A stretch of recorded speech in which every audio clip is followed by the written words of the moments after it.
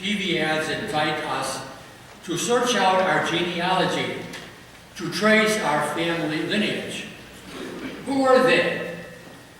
Where did they live? What did they do? Of what were they part?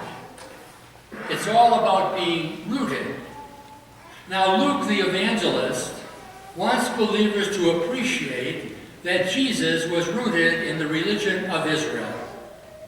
Observant parents brought him to Jerusalem's temple. They made the offering that poor people made of 2 turtle doves. And there they met Anna and Simeon, so resident of and symbols of Abraham and Sarah, aged believers awaiting the fulfillment of the promise, watchful in prayer.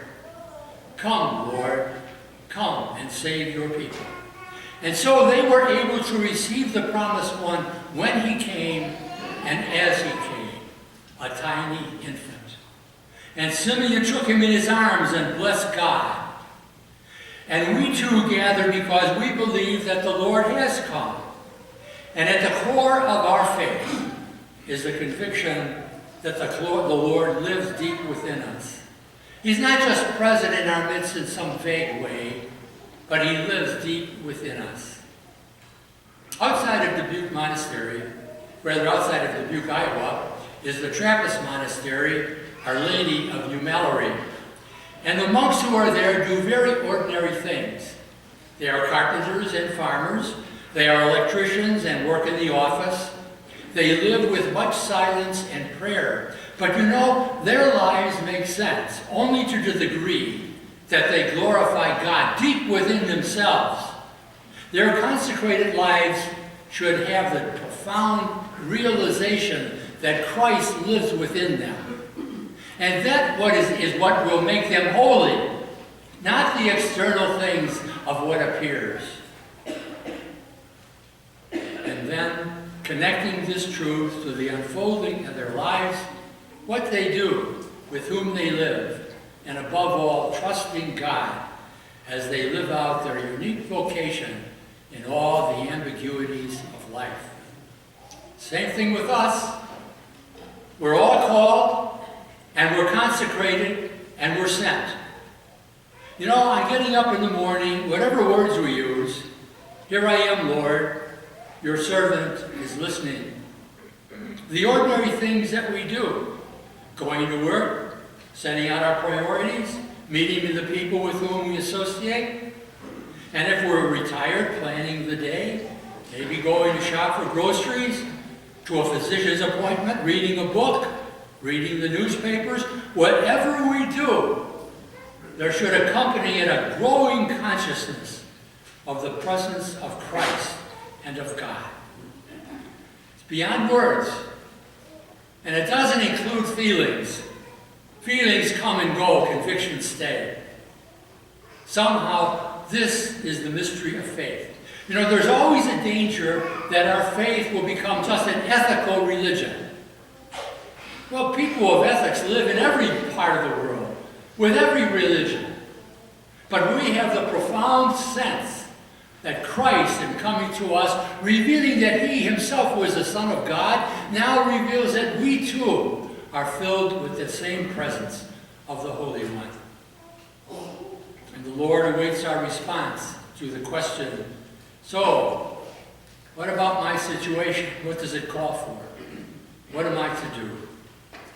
You know, in passages prior to this morning's reading, Luke painted a panorama, magnificent and beautiful, of Jesus' birth. Angels and shepherds, the manger, Mary, Joseph, the infant Jesus. So touching, so poignant, so consoling. But Luke makes us very clear that all is not sweetness and light in the unfolding of Jesus' life. The prophet Simeon, rooted in reality, points to Jesus. This child is destined for the fall and rise of many in Israel, a sign that will be opposed. And he turns to Mary and he says, you yourself will be pierced with the sword. Not just on Calvary, But when Jesus is mocked by so many of the leaders, when he's ignored by most, when he's misunderstood by family, even by those he called, and Jesus points to believers of every age, he says to each of us, you too will be tested. It's inevitable. The sufferings of life, the disappointments that we endure, the questions we have, especially if we are big-hearted and we look to those people who are suffering and we can't do anything about it. We go down to Chicago to the Children's Hospital and we see there many young people, many of whom will die. And we ask the questions, why? How come? How do we understand this? And we do not get a clear answer. But we continue to wonder and question, but at the same time we continue to trust that somehow the prophets tell us, for Jesus, for Mary, for you, and for me, it will all turn out all right. Somehow it will work out. To unbelievers, it's foolishness. To believers, it's the deepest conviction. The other day, a friend of mine from high school days died. Now, the obituary will merely say who he was, name his wife, his 9 children, where and when the memorial mass will be celebrated. All this is outside.